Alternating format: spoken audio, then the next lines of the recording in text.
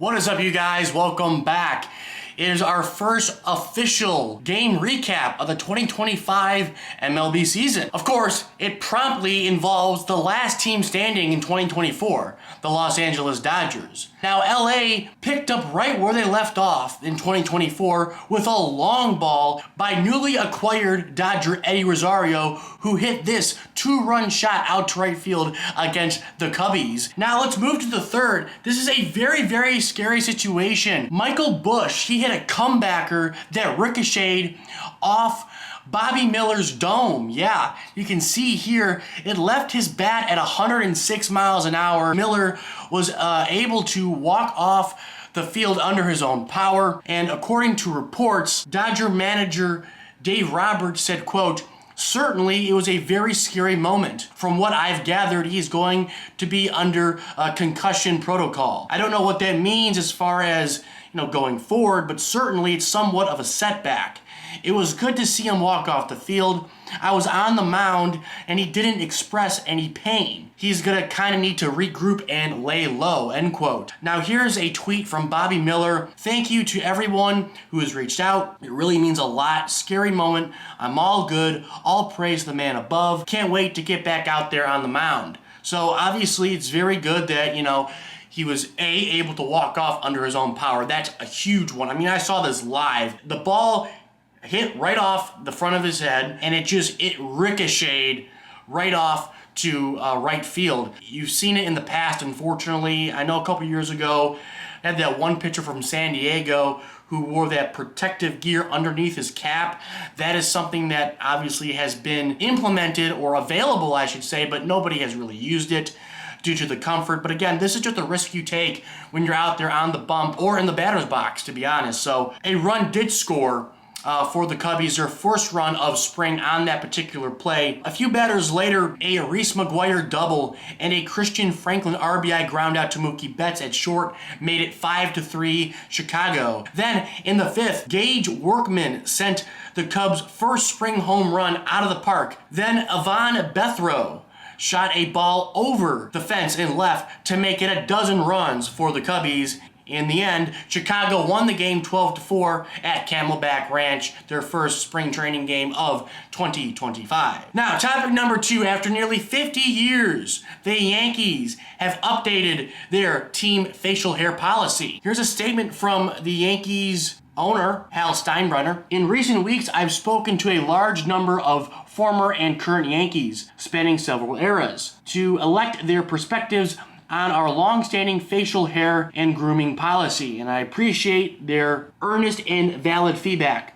The most recent conversations are an extension of an ongoing internal dialogue that dates back several years. Ultimately, the final decision rests with me, and after great consideration, we will be amending our expectations to allow players and uniform personnel to have well-groomed beards moving forward. It is the appropriate time to move beyond the familiar comfort of our former policy." For me, this facial hair policy, it's more than a facial hair policy. It's a tradition. And for someone who is not a Yankee fan, but who respects and loves the traditions within Major League Baseball and understands why they are in place for certain teams of certain eras, this is a little bit of a bummer. I'm not gonna lie. I mean, I know it's small, but, I like seeing, everybody look the same on the Yankees. It's a nice uniform look. And that's coming from someone who has had a mustache, who has grown somewhat of a beard. I mean, I love facial hair. I'm not saying I don't like it. I do. But I think just for the uniformity of a team, it just makes the Yankees special. And again, this could lead to other things down the road. You could possibly see, "Welcome to Yankee Stadium," sponsored by, I don't know, Liberty Mutual, the New York Times. I don't know. This could lead to things that I don't think will be good for the Yankees as a franchise. And again, this is not the first time this situation has been brought up by players and Yankees, personnel. Again, way back in 1976, a bicentennial year, when the Yankees actually fully implemented this facial hair policy by the late George Steinbrenner, this is what Lou Piniella had to say on it. And this is actually really funny. He says, quote, "Jesus Christ had long hair and a beard. Why can't we? In response, Steinbrenner said this. He said, see that pond over there? Walk across it and you can wear your hair and beard as long as you want. That is just so funny and so witty by George Steinbrenner. I'm wondering if that was just a spur of the moment type of response. If that is, more power to him. I love that response. Or was he saving that response for this particular moment where he knew a player was going to come up with this Jesus Christ analogy? And I love, first of all, like when you look at it first, Lou Piniella's response, if you just read that, it's like, okay, actually, you know what? That makes a lot of sense. But then Steinbrenner's comeback just trumps what Piniella's point he was trying to make. But again, interesting stuff coming out of Yankee camp. I wish they would keep the policy in place.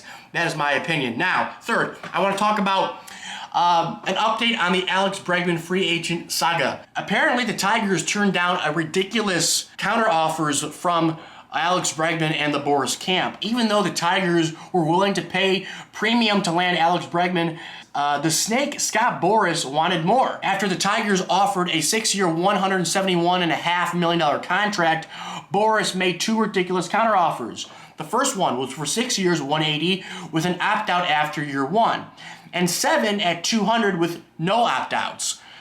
The Tigers balked at those demands, and Boras was forced to accept a deal from Boston only worth $120 million over 3 years. So again, go to Boston, buddy. Have fun. If he thinks that this is his diabolical plan to go to Boston, put up massive numbers, and then go out, hit the free agent market again, and try to get even more money, like this 175, he's on crack. It's not gonna happen, but more power to him. If he thinks he can go do it, by all means, go ahead. But the fact, I like to see the Tigers, first of all, did put their money where their mouth is, and try to go out and made a very, very lucrative, fair offer to Bregman. But I like the fact that they did not crumble under pressure from fans, from the media, from the industry itself, from Bregman's camp, from Boras, and saying, you know what, no, we're not going to give you $200 million because you're not worth $200 million. You're not worth, the 180. That you wanted, especially after a 1-year opt-out. That's bullshit. I'm not signing you to an 8-year deal or a 6-year deal, with an opt-out afterwards. That's bullshit. If anything, it'd be a club option, not a player opt-out. Not doing it. I'm sorry. Speaking of the Tigers, it looks like Spencer Torkelson is going to have his last shot with Detroit if he doesn't post here. Honestly, I'm kind of fine with that. I mean, the guy has had 3 full seasons to prove he belongs in the show. 2023 was a very nice year when he hit 31, drove in 94.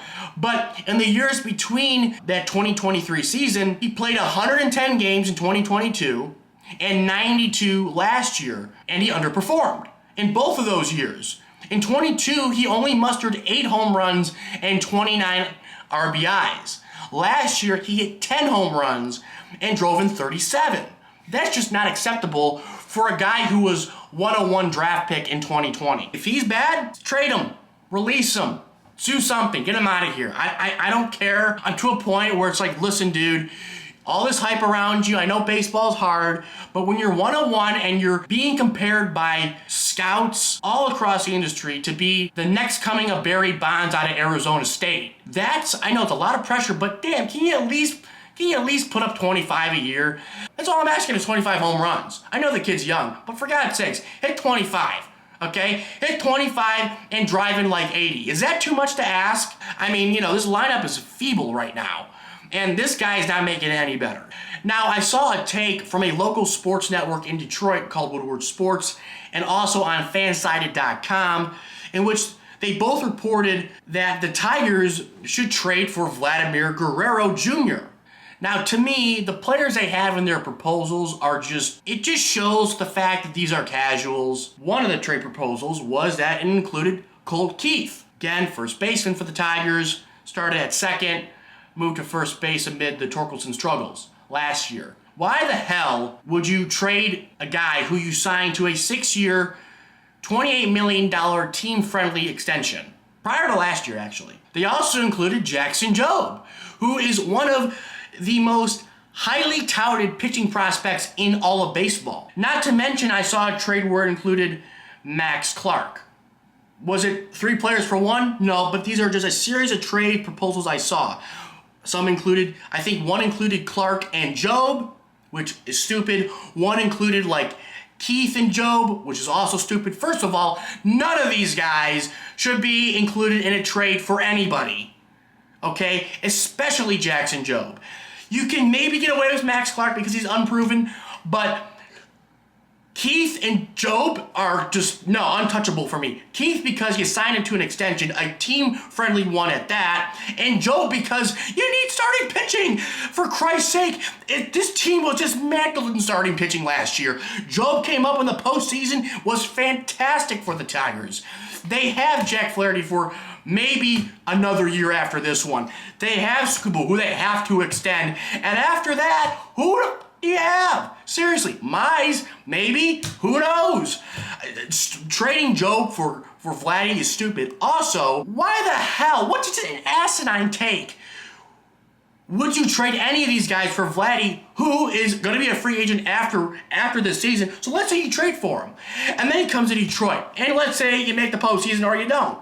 And he doesn't want to sign an extension. So you just gave up Max Clark and or Jackson Job and maybe even Colt Keith for a guy who spent half a year with you, who's probably going to sign with the damn Yankees anyways. What an asinine take. He only hits for power. He's not a great first baseman. He can't run. He's always overweight. I mean, like, do you want another Prince Fielder on your hands? That's what you're getting if you get Vladimir Guerrero, and it's going to hurt and sting even more if you trade for him versus giving him the money. Give him the money, but don't give him $300 million. Give him 2 and that's max. That's what I do. Like, comment, subscribe. What a stupid proposal. My God.